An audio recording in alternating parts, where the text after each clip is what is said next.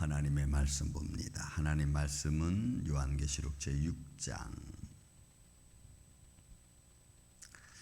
5절 6절 말씀을 보겠습니다. 5절 6절 말씀 우리 같이 말씀을 봉독합니다. 셋째 인을 떼실 때에 내가 들으니 셋째 생물이 말하되 오라 하기로 내가 보니 검은 말이 나오는데 그 탄 자가 손에 저울을 가졌더라. 내가 내 생물 사이로부터 나는 뜻한 음성을 들으니 이르되 한 데나리온의 밀 한 대요 한 데나리온의 보리 석 대로되 또 감람류와 포도주는 해치지 말라 하더라. 아멘. 자, 오늘은 제가 셋째인 떼는 거 두 절밖에 있지 않았는데 어떤 성도님이 첫째 인을 뗀 흰말에 관해서 좀 더 자세히 얘기를 해달라 그래서 말씀을 좀 더 보충하려고 합니다. 여러분 6장에 들어와서 일곱째 인 중에 첫째 인을 떼죠. 그 첫째 인을 떼다 보니까 그 흰말이 먼저 등장을 합니다. 그리고 여러분 이 2절에 나와 있는 말씀을 우리가 좀 해석을 한다면 정확한 해석이라는 것은 100% 정확한 해석은 사실 저도 잘 모릅니다. 하지만 이런 말씀과 문맥과 그 다음에 단어가 가지고 있는 그 의미를 살펴보면 우리가 이 흰말에 대한 것을 알 수가 있습니다. 2절 여러분, 이에 내가 보니 흰말이 있는데 그 탄자가 활을 가졌고 면류관을 받고 나아가서 이기고 또 이기더라 이런 말을 하거든요. 이 흰말은 흰색이라고 하는 것은 어제 말씀드렸지만 성경적으로는 좋은 의미를 가지고 있습니다. 그런데 그 탄자라고 하니까 아마 이것은 모든 흰말이 가지고 있는 흰말에 가지고 있는 의미의 대표성을 가진 자를 표현하겠죠. 그런데 이 사람이 어떤 모양이냐면 먼저 활과 면류관을 받았습니다.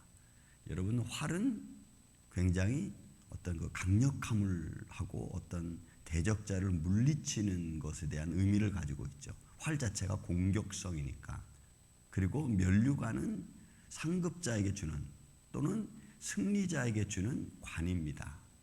그래서 활과 면류관을 통합해서 보면은 이는 그 대적하는 것으로서 이기고 그리고 정복자의 의미고 그리고 거기서 승리한 자에게 주는 면류관의 모습입니다. 그러니까 이 모습은 절대로 마귀는 될 수 없어요.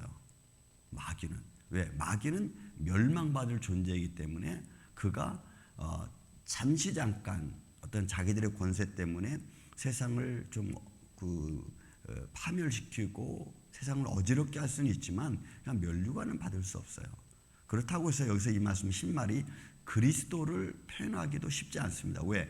왜냐하면 이거는 멸망을 향한 말씀이고 앞으로 되어질 일에 관한 말씀이니까 예수 그리스도를 오라 이렇게 표현할 수가 없기 때문에 이 흰말은 또 예수 그리스도를 표현할 수도 없어요. 그렇다면 이 흰말이 가지고 있는 의미는 뭘까라고 하는 거죠. 본문의 말씀 보니까 활을 가졌고 면류관을 받았습니다. 그리고 나아가서 이기고 또 이깁니다. 여기서 니카오라고 하는 이 단어, 이긴다라고 하는 단어는 항상 어떤 말씀을 전제로 하겠냐면 정복하다, 이기다 이런 의미가 있는데 근데 그 정복하고 이긴다는 의미는 항상 이 니카라는 단어가 성경적 여러 곳에 쓰여질 때는 무엇을 전제로 하고 있냐면 마귀와 대적해서 이기는 것, 승리하는 것을 전제로 할 때에 이 니카오라는 단어를 쓰는 거예요. 그래서 니카오라는 단어가 사용될 때는 이기고 또 이기다라는 말이 나올 때는 항상 그 대적자는 사단적이고 마귀적인 거예요.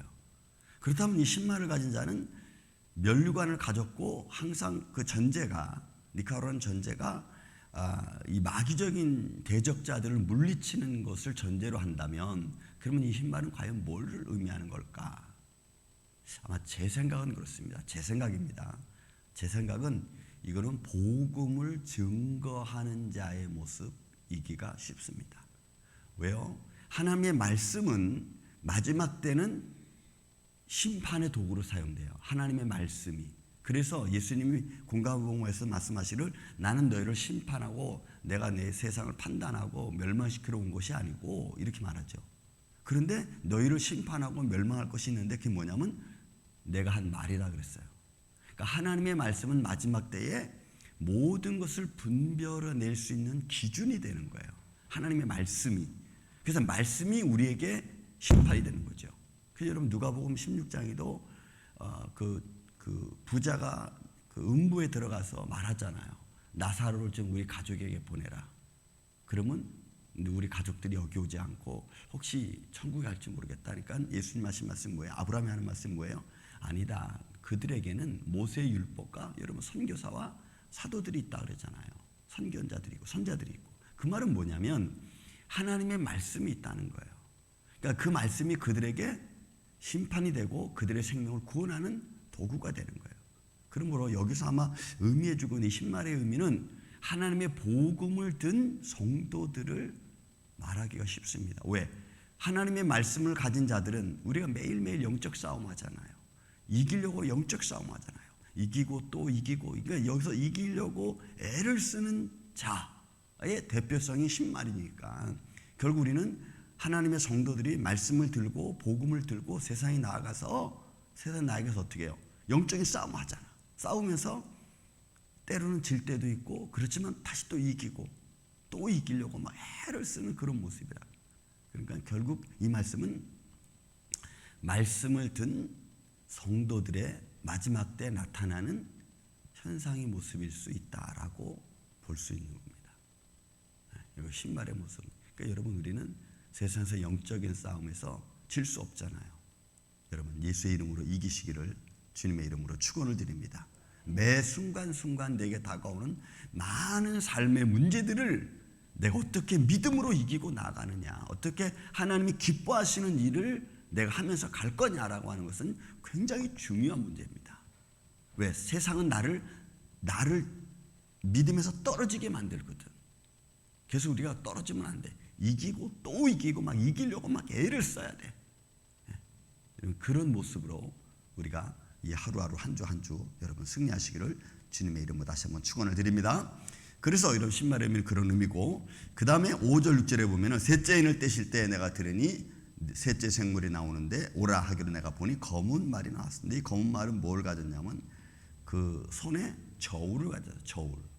여러분 저울은 측량 기구입니다. 측량 기구. 그리고 또 6절에 보니까 그건 뭘 측량하냐면 내가 내 생물 사이로부터 나오는 듯한 음성을 들으니 한 데나리온의 밀 한 대요. 또 한 데나리온의 보리 석대로다. 여러분 이 데나리온은 하루 품삯입니다. 그게 하루 품삯인데 하루 품삯을 사가지고 이런 밀 한 대 사면은 식구가 많은 가정들은 어떻게 살겠어요? 그러니까 이거는 이제 기근을 말하는 기근적인 거. 그러니까 세계의 이제 식량이 어려워지겠죠. 그러니까 제가 여러분 마태복음 24장에도 그렇고 또 뭐 여러 가지 그 종말론적 의미로 볼 때에 25장인데 마태복음 25장에도 그렇고 이런 노아 때와 같다 그랬잖아요. 노아 때. 마지막은 노아 때와 같다 그랬어요. 그러니까 먹고 마시고 시집가고 장가가고 하는 그런 때가 있는가 하면은 또 한쪽에서는 나라와 민족이 기근과 또 천재지변 이런 것들이 일어나는 거예요. 그러니까 세계가 지금 어느 쪽은 먹고 마시고 장가가고 시집가고 하는 그런 쪽으로 있는가 반면에 또 어느 한쪽은 나라와 민족 또 아버지가 자녀가 부모를 죽는데 내어주고 막 이런 환난의 시기가 오고 막 중복되는 거죠. 여러분 세상에 그래서 우리가 세상에 돌아가는 모습을 조금 봐야 될 필요성이 있습니다. 그 중에 하나만 제가 말씀을 드리면 여러분 지금 세계 식량 기구를 우리가 좀 봐야 돼요. 세계 식량의 그 놀라운 곡물 시장을 우리가 보면 ABCD라고 하는 곡물 시장이 있습니다. 여러분 세계 곡물 시장이 4대 곡물 시장이 아주 굉장히 큰 곡물 시장인데 세계 4대 곡물 시장이 있어요. 미국에 기반을 둔 곡물 시장이 있고 그 다음에 브라질하고 프랑스의 곡물 시장을 둔 기업이 있습니다. 거기에 보면은 우리가 아처 데니엘 그 미들랜드라고 하는 이 ABCD 곡물 시장의 대표적인 세계의 곡물 시장의 80%를 장악하고 있어요. 그 다음에 거기 벙킬, 카힐 뭐 이런 데가 있어요. 그러니까 브라질과 프랑스에 기반을 두고 미국에 기반을 두고 그 다음에 여러분 중남미, 동남아시아 쪽에는 곡물 시장에 중국이 또 많이 손을 뻗치고 있어요. 싱가포르하고. 근데 여러분 지금 밀과 우리 쌀을 주요 국가라고 하는 동남아 시장, 밀과 쌀을 중남아에 있는 인도, 태국, 필리핀은 이 곡물 시장에서 쌀과 밀이 지금 주중을 이루죠. 미국도 여러분 옥수수, 밀, 카나다도 옥수수, 밀. 이게 이제 곡물 시장의 대표성을 가지고 있는 겁니다. 근데 여러분 지금 이게 심상치가 않아. 왜냐하면 이 코로나 사태 이후로부터 시작해가지고 지금 세계 기후 변화가 상당히 어지럽게 지금 돌아가서 이 곡물 시장이 지금 들썩들썩거리고 있어요. 그러면 우리가 먹고 입고 마시는데 이제 조금씩 물가가 올라가기 시작해요. 여러분 지금 미국도 물가 엄청 올라갔죠? 엄청 올라갔죠. 지금 상상을 초월할 만큼 올라갔어요. 제가 요번에 얼마 전에 홈디팟 가가지고 그 나무를 좀 살려고 이렇게 보니까 여러분 옛날에 그 투파이프라는 나무가 있어. 강목같이 생긴 투파이프. 모든 그 집을 지을 때 제일 많이 들어가는 나무 중에 투파이프가 있어요. 그게 제가 미국에 처음 왔을 때는 1불도 안 됐어. 1997년도에는 1불도 안 돼. 근데 그게 조금씩 가격이 오르더니 하나가 뭐 2불 또 뭐 3불 이랬거든요. 최근에 가서 보니까 그 하나가 10불이야. 10불. 그래서 사지를 못해. 그러니까 여러분들 이렇게 되면 어떻게 되냐? 건축계가 이제 문제가 생기죠. 옛날에 뭐 10만 불이면 집을 짓던 사람들이 이제는 10만 불 가지고 집을 못 짓는 거예요. 왜? 나무값이 오르고 모든 자재값이 올랐으니까. 그 다음에 여러분 베트남이나 태국 이런 데 같은 데는 우리가 말하는 A4 그 베니다판 같은 거 있잖아요. 이런 것도 가격이 엄청 올랐어. 그러면 점점 이제 사는 것이 이제 쉽지 않은 거예요. 근데 이런 흐름을 이렇게 보면은 세계가 이렇게 흘러가고 있고 경제가 이렇게 흘러가고 있구나. 지금은 이제 앞으로 어떻게 또 변화될지 우리는 알 수가 없어요. 근데 성경은 뭘 말해주고 있냐면 여러분 한 데나리온의 밀 한 대야. 그럼 하루 벌어가지고 한 끼 먹기도 여러분 어렵게 될 시대가 온다는 거죠.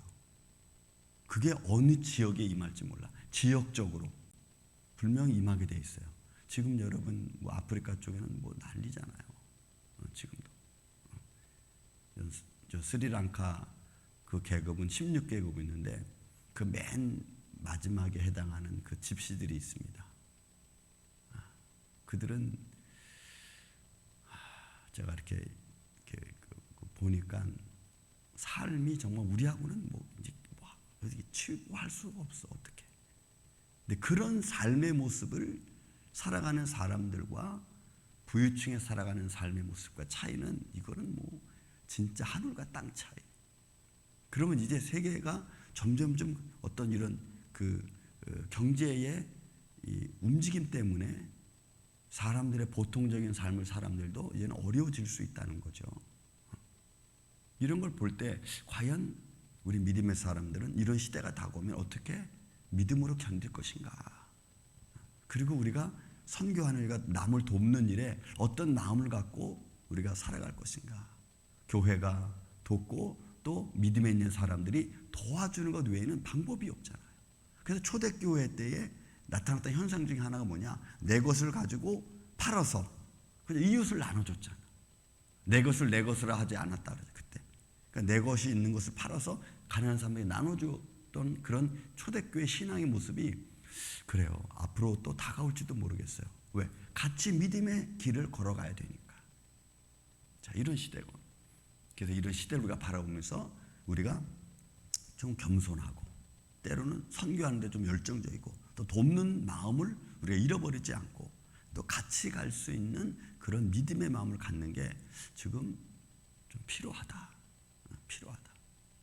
여러분 그래서 우리 임마누엘 장로교 이 아침 저와 여러분이 이런 믿음의 마음을 갖고 시대를 좀 바라보고 또 그런 시대가 도래하기 전에 우리가 같이 좀 준비해서 도울 수 있는 이런 이 아침에 저와 여러분이 되시기를 예수님의 이름으로 축원을 드립니다.